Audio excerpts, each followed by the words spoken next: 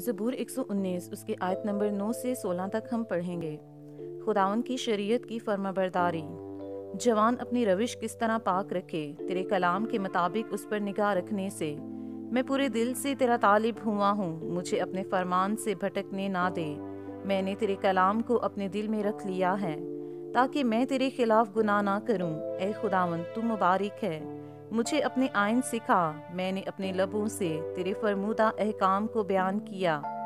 मुझे तेरी शहादतों की राह से ऐसी शादमानी हुई जैसी हर तरह की दौलत से होती है। मैं तेरे कवानीन पर गौर करूँगा और तेरी राहों का लिहाज रखूँगा। मैं तेरे आइन में मसरूर रहूँगा, मैं तेरे कलाम को न भूलूँगा। आमीन।